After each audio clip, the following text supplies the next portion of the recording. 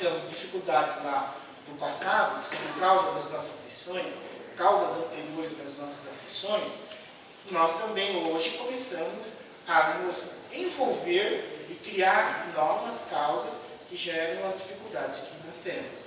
Hoje, ao invés de nós estarmos nos descomprometendo com a lei, não é? Nós acabamos por nos comprometer mais ainda. Então, nós vemos que Deus às vezes nos concede a oportunidade de uma família, ou a oportunidade da convivência com os nossos filhos. Mas envolvidos pela nossa necessidade de satisfação que é filho, é essa necessidade de nós estarmos saciando as nossas necessidades materiais. Essa vontade de saciar a sede e a fome do nosso corpo.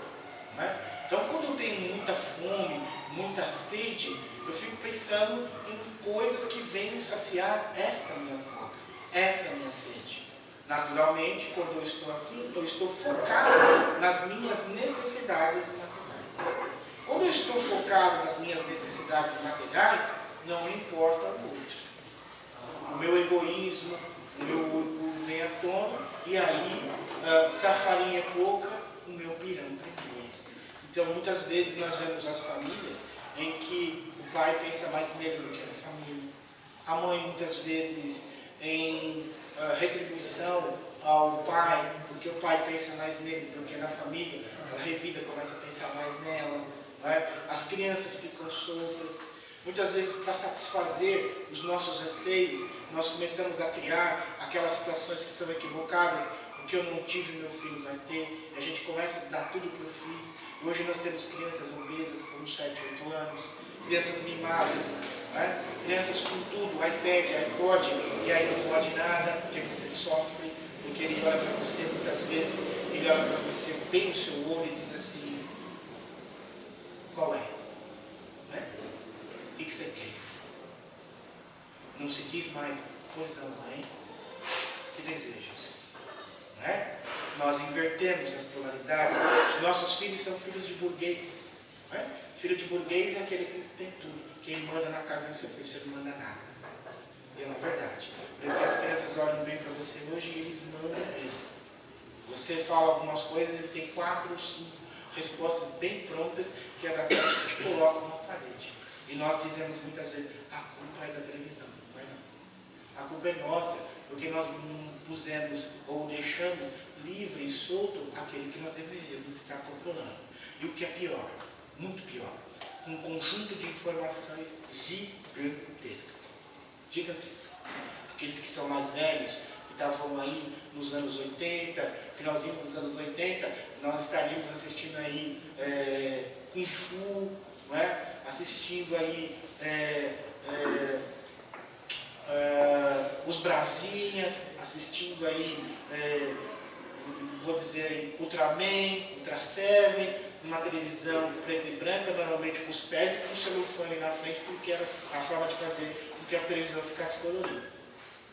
Hoje não. Hoje ele olha, ele abre o celular, põe o dedinho e ele está onde ele quiser. No mundo. No mundo. É? E quando ele está no mundo, ele está bebendo em fontes desconhecidas para nós.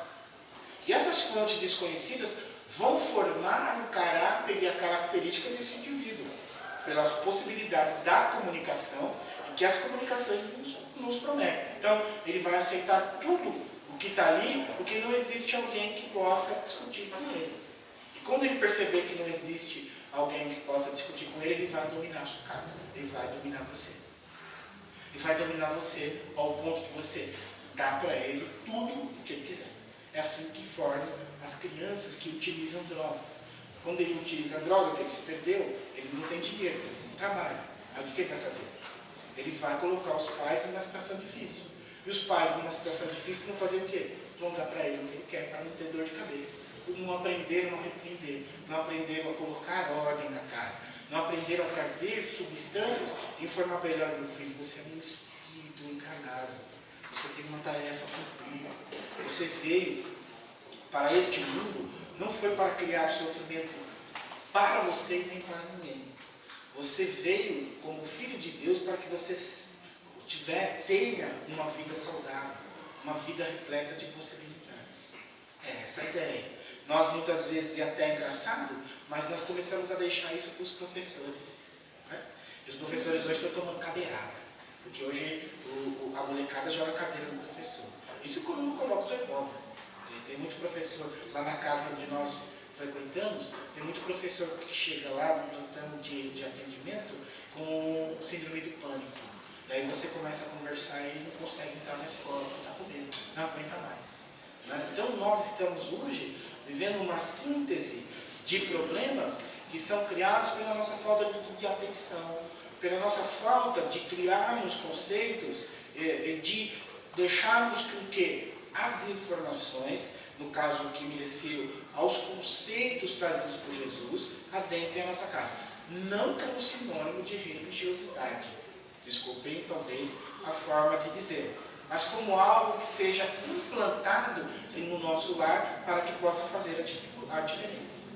Porque o que Jesus apresenta não são regras para que nós nos transformemos em pessoas religiosas. Aquelas que põem uma roupa bonita no fim de semana, põem uma beca muito legal e vão para a igreja e oram e fazem todo um processo de contato com Deus, né?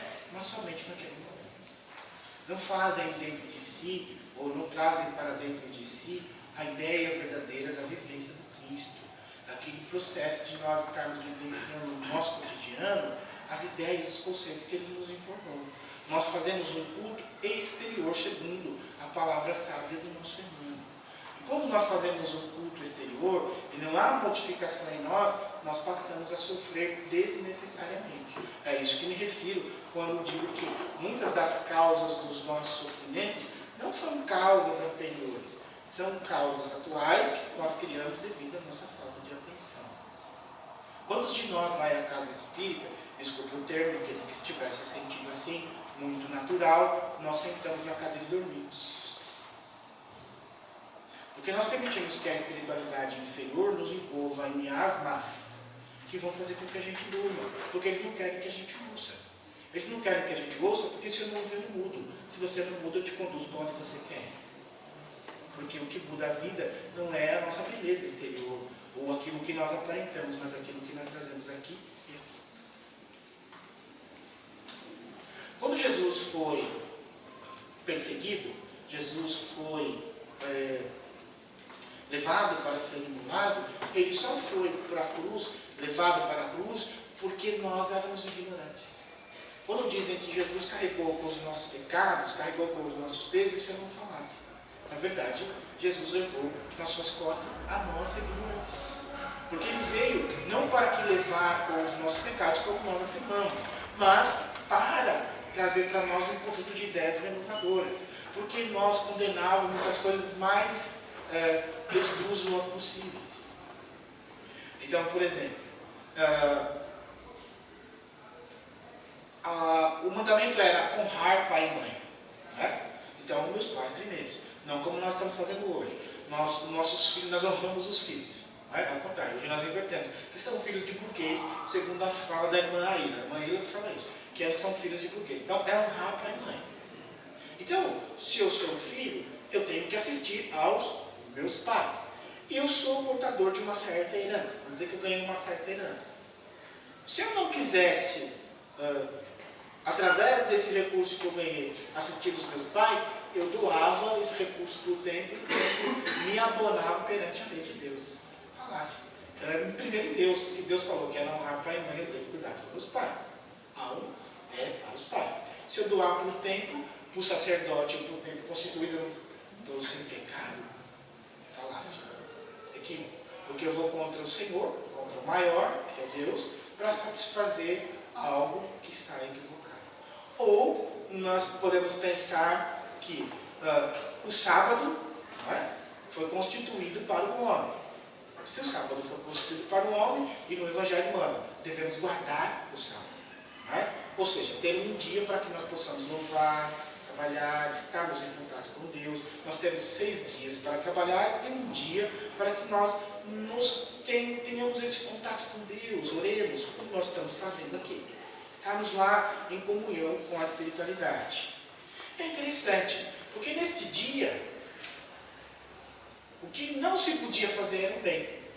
Tanto que Jesus cura o homem da mão ressequida no sábado, e nós, os fariseus, os escribas, começam a perseguir Jesus porque ele curou no sábado.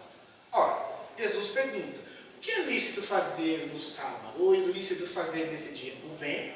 Ou ficarmos lá parados, no dote caliente, coçando o umbigo, né? Como diz o nosso Toninho. Porque se o meu boi ou o meu carneiro caísse no buraco, não importa se era sábado, eu ia lá e o retirava, porque ele me daria prejuízo financeiro. Porém, a vida do meu semelhante não valia nada, porque se eu curava ele, eu estava em desacordo com a lei. Hipocrisia pura de nossa parte. Né? E hoje, quantas vezes nós não olhamos o nosso semelhante pela roupa que ele veste, pelo modo que ele, pelo que ele caminha, pela sua crença, e apontamos dedos sem mesmo o conhecer, não é? Sem mesmo saber da sua história, e agindo do mesmo jeito que esses que agiram no passado. Porque se eu não conheço a outra pessoa, eu não sei das suas crenças, eu não sei da sua vivência, eu não posso apontar dedos. Eu não posso cobrar dela comportamentos ou ideias, não somente porque eu achei que a roupa dela não era legal.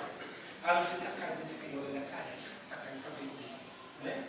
Não foi. O cabelo dele está caindo, ele fala meio, não é? Está falando meio fanhoso, mas está com a cabeça entupida, né? Estou vendo, um pouco resfriado, né?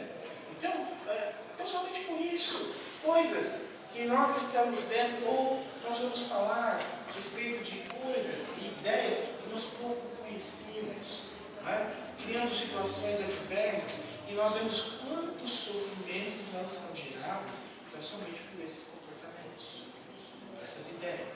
Porque nós temos muitos olhos para fora e poucos olhos para dentro. Tudo que é meu é perdoado, porém do outro, nada. Né?